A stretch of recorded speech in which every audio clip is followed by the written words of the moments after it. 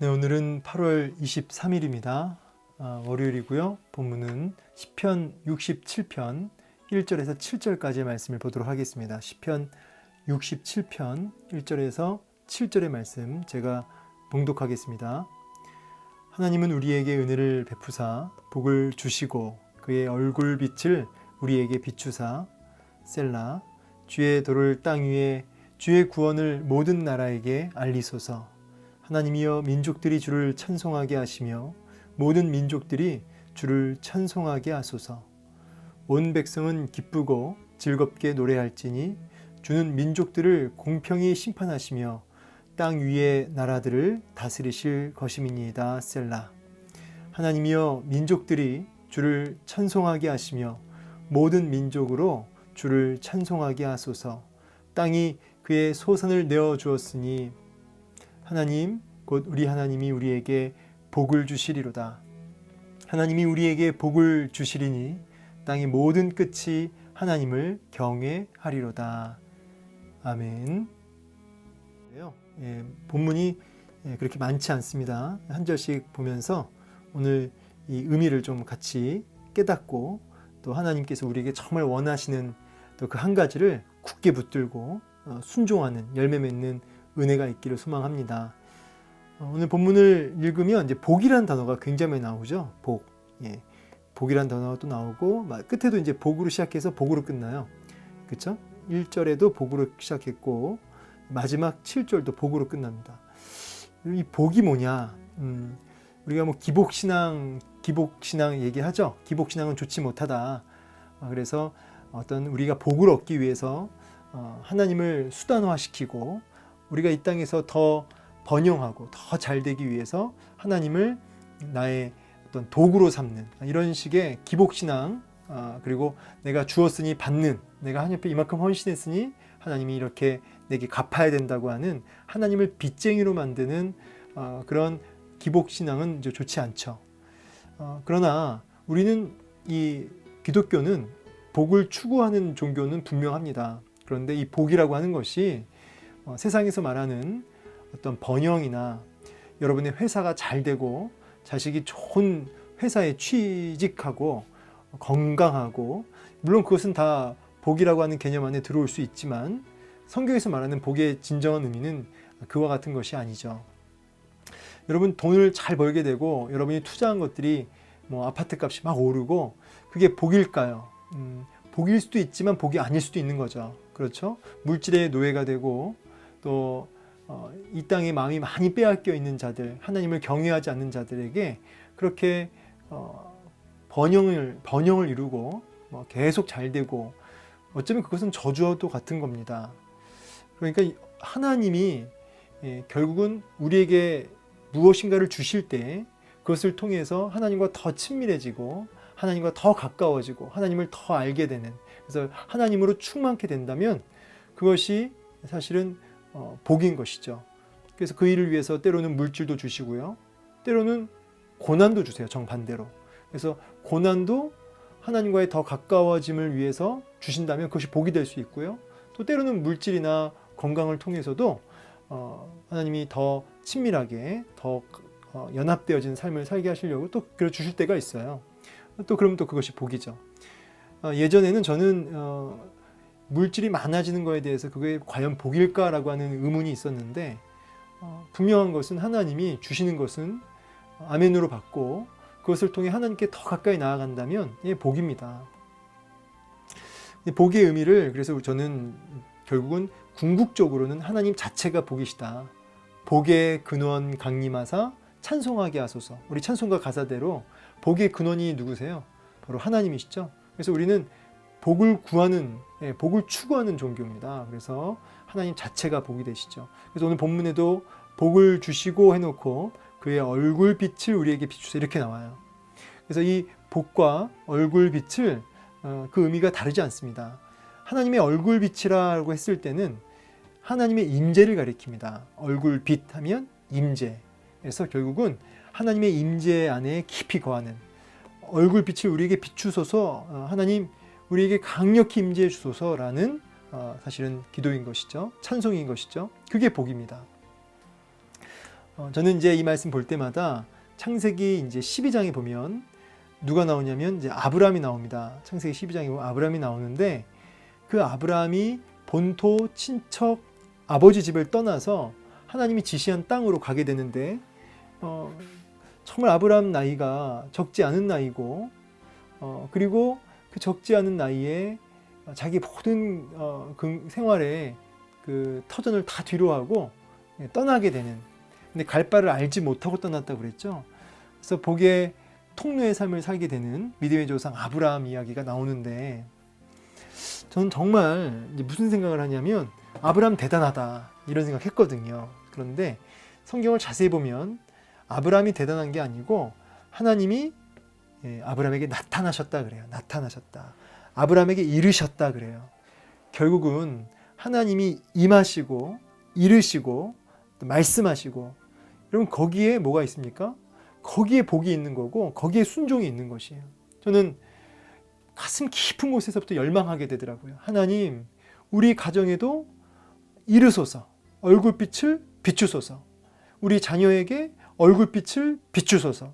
내 인생 속에 순종 안 되고 열매 없고 늘 하나님 실망시키는 나의 삶 속에 주의 얼굴빛을 비추소서. 아브라함에게 나타나 이르신 것처럼 나에게도 나타나 이르소서. 강팍한 내 남편, 믿음 없는 내 자녀, 그에게도 주님이 얼굴빛을 비추시기만 하면, 나타나 이르시기만 하면 우리도 본토 친척 아비집을 떠나는 어마어마한 믿음의 순종의 역사가 나타날 수 있다라는 것이죠. 결국은 아브라함이 대단한 것이 아니라 그에게 나타나 이르시고 말씀하신 하나님의 그 은혜가 놀라운 것이죠. 그래서 더 열망하게 되더라고요. 아브라함을 본받겠다라는 어떤 그런 수준 낮은 믿음이 아니라 아브라함을 본받기 전에 그런 믿음을 허락하신 하나님의 은혜를 열망하게 되더라고요. 하나님, 그 얼굴빛을 아브라함만 아니라 내게도, 우리 자녀에게도, 우리 교회 가운데도 비추소서. 그러면 우리도 순종할 수 있는 거죠. 그 어떠한 강큰 사람이 하나님이 나타나 말씀하시는데 불순종하겠습니까? 예수를 믿는 우리 여러분 생각해 보십시오. 하나님이 어느 날 여러분에게 나타나셔서 분명하게 말씀하시면 우리가 순종 안 하고 어떻게 배기겠습니까? 오히려 그 말씀하심으로 우리가 치료되고 위로받고 힘을 받아서 담대하게 순종할 수 있는 은혜가 있는 것이죠. 그래서 아브라함이 주목되지가 않고 나타나 이르시는 하나님께 주목이 되더라고요. 자, 다시 이제 본문으로 들어가서 그래서 얼굴빛을 비추어 달라는 간절한 그런 기도로 이제 고백하고 있습니다. 그래서 은혜, 복, 얼굴빛, 이 세 가지는 결국 같은 겁니다. 같은 것이다. 그리고 이제 여기 셀라라고 나오는데 제가 셀라를 오늘 읽었죠. 근데 아마 이제 어떤 교회에서는 셀라를 안 읽고 어떤 교회에서는 셀라를 읽어요. 시편에서 이 셀라라고 하는 거는 음악 용어입니다. 뭐 우리 피아노나 뭐 이렇게 음악책을 보면은 뭐 포르테, 뭐 포르티시모, 뭐 피아노, 뭐 이런 거 있잖아요. 뭐 메조 피아노, 이런 식으로 이렇게 이 시편의 이 시에 이렇게 음악 그 용어를 붙인 거죠. 그래서 정확하게 그 의미를 몰라요, 사실은 셀라. 근데 뭐 추측하기로는 뭐 들어올리다, 높이다, 뭐 들어올리다라는 의미로 이제 많이 이해를 하고 있고요. 그래서 힘을 주어서 아니면 뭐 소리를 높여서 부르는 이 1절을 소리 높여서 불러라, 고백해라, 이런 의미로 이제 이해할 수 있겠죠. 그래서 셀라를 교회에서 읽겠습니다. 그러면 읽으시면 되고요. 교회에서 우리 교회는 셀라 안 읽습니다. 그러면은 이제 안 읽으면 돼요. 그거는 그렇게 중요한 게 아닙니다.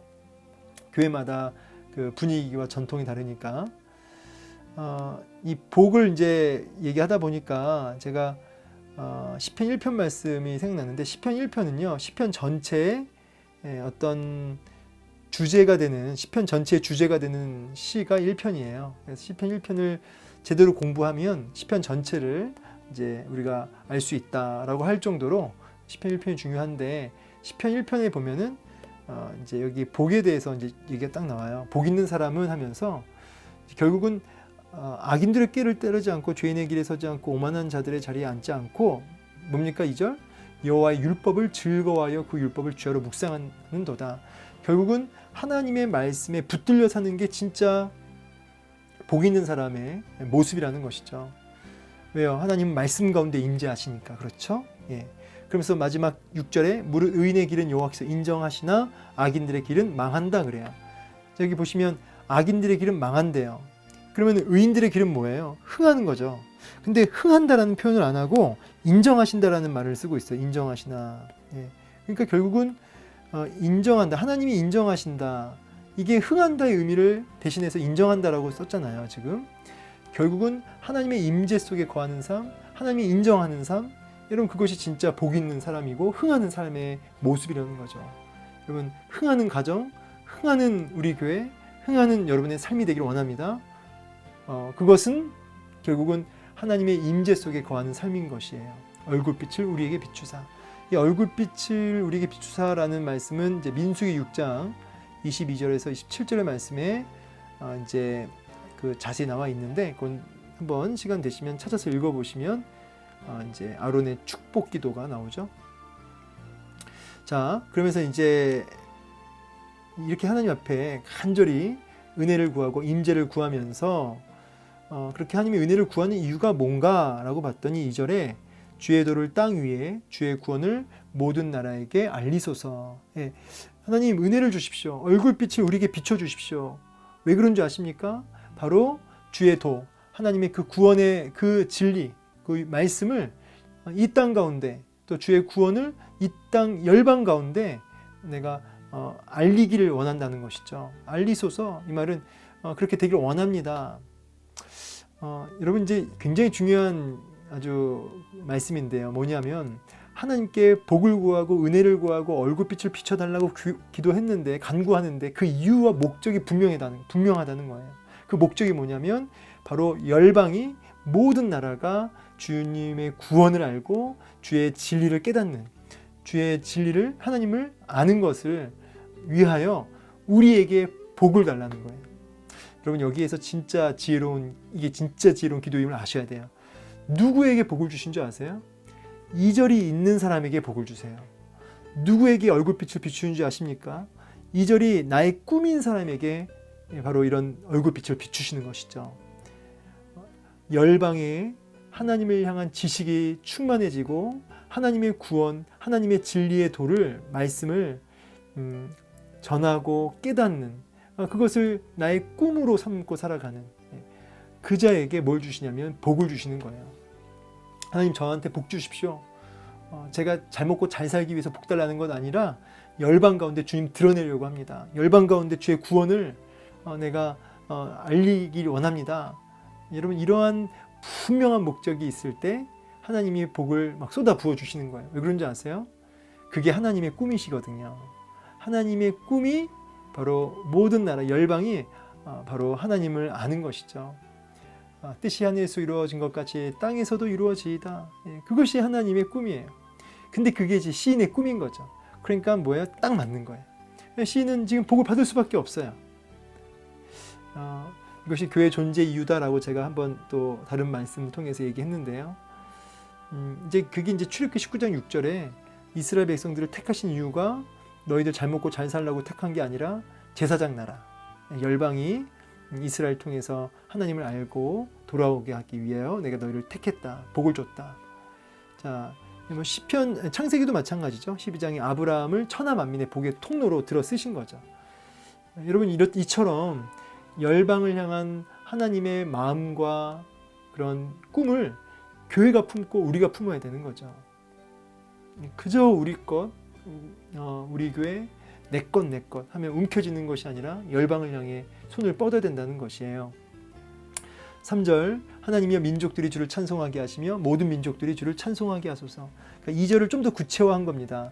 열방이 하나님의 구원을 깨달아 알아 감격하여 또 감사하여 하나님을 향해 이제 찬송하게 되는, 손을 높이 들고 하나님을 찬양하게 되는 그런 일들이 있게 하소서라는 것이죠. 지금 3절을 보면 같은 말을 지금 반복하고 있죠. 그러니까 강조하는 거죠. 5절은 똑같아요. 5절도 하나님이여 민족들이 주를 찬송하게 하시며 모든 민족이 주를 찬송하게 하소서. 지금 3절과 5절이 똑같고 지금 이걸 반복해서 하는 거예요. 그래서 이게 얼마나 이게 강조되고 있는지. 결국은 여러분 우리가 해야 할 일이 뭐냐면 우리가 모든 나라가 주의 구원을 아는 일, 그래서 그 잃어버린 영혼들이 주님을 알게 되고 깨닫게 되고 구원의 방주 안으로 들어와 그들도 감격하여 찬송하게 하는 그 일이 복받는 성도의 모습이고, 우리도 여러분 아셔야 될 게, 여러분이 처한 그 자리에서 뭐 하셔야 돼요? 찬송하시며 사셔야 되는 거죠. 찬송하시며. 4절, 온 백성은 기쁘고 즐겁게 노래할지니 주는 민족들을 공평히 심판하시며 땅 위의 나라들을 다스리실 것입니다. 보니까 열방 모든 이방 나라들까지 기쁘고 즐거운 거예요. 왜요? 왜 찬송해요? 하나님의 구원 때문에. 하나님이 이렇게 우리를 구원하셨구나. 다스리실 것이며, 이 말은 그 마치 목자가 양을 이렇게 이끌듯이 인도하듯이 그렇게 다스리시고 또 공평히 심판한다. 이 말은 이제 억울한 일이 없게 하는 거죠. 그래서 죄와 사망에서 공평한 심판과 통치하심으로 우리를 구원하시는 거예요. 이런 하나님의 놀라운 구원의 또 심판의 역사를 이제 깨닫게 되니까 어떻게 돼요? 기쁘고 즐겁고 감사함 속에, 감격 속에 어떻게 돼요? 찬송하는 거죠. 찬송하게 하소서, 찬송하게 하소서. 여러분, 우리가 그 구원의 하나님으로 인하여 지금 어떠한 위기와 고난 속에 있을지라도 구원의 하나님, 또 우리에게 예비하신 하나님 나라 천국을 바라보며 어때요? 기쁘고 즐겁게 노래할 수 있어야 되는 줄 믿습니다. 우리의 무엇보다 목자가 주님이시니까 두려워하지 않는 은혜가 있길 원합니다. 그러면서 6절, 땅이 그 소산을 내어주었으니, 이제 풍요를 가리키죠. 풍요. 그래서 열매가 풍성한 겁니다. 그래서 이제 1차원적으로는 여기 복이 얼굴빛, 은혜 다 해당되지만 동시에 그렇게 풍요롭게 하나님이 하셨다는 의미도 복의 의미 안에 복이 포함하고 있어요. 그 의미를. 그래서 복을 풍성하게 부어주셔서 그 열매로, 그 결과로 이렇게 소산을 가득 얻게 되는, 그리고 그것을 통해서 진짜 복은 하나님 손에 있구나. 복이라고 하는 건 진짜 하나님 자체가 복이시구나. 정말 좋은 것들이 하나님께로부터 오는 거구나. 이거를 이제 땅의 모든 끝이 그것을 알고 어떻게 돼요? 하나님을 경외하게 되는 것이죠. 우리 하나님에게 뭐가 있어요? 복이 있기 때문에, 복을 주신 분이 누구시기 때문에 하나님이시기 때문에, 하나님 자체가 또 복이시면서 또 복 주신 분이 하나님이시기 때문에 우리는 하나님을 더 경외하며 살게 되는 거죠. 경외한다. 여기 알리소서, 이거랑 의미가 같다고 보시면 되겠습니다. 하나님을 경외한다는 것은 결국은 하나님을 아는 것이에요. 경외라는 말 자체는 두려워한다는 의미인데, 두려워한다, 사랑한다 의미가 다 같이 들어가 있죠. 두려워하면서도 사랑하는 거죠. 근데 두려워하면서도 사랑하는 이 신앙 정서는 하나님을 알아갈 때, 하나님을 묵상할 때 그렇게 주어지는 것이에요. 말씀을 이제 정리하겠습니다. 한 절씩 짧으니까 금방 봤는데요. 오늘 여러분 한 가지, 얼굴빛을 우리에게 비추소서. 오늘도 하나님의 그 복 근원 되신 하나님의 그 얼굴빛을 우리와 우리 가정과 자녀에게 나의 삶 속에 비춰달라고 그렇게 온종일 기도할 수 있는 은혜가 있길 원하고요. 그 가운데 정말 하나님의 꿈이 여러분의 꿈이 되어서 오늘도 주님의 구원을 알리는, 어떻게든 어떤 형태로든 알리는 하루, 그리고 그 구원의 은혜 앞에 찬송하는 하루 되시기를 주의 이름으로 축복합니다. 감사합니다.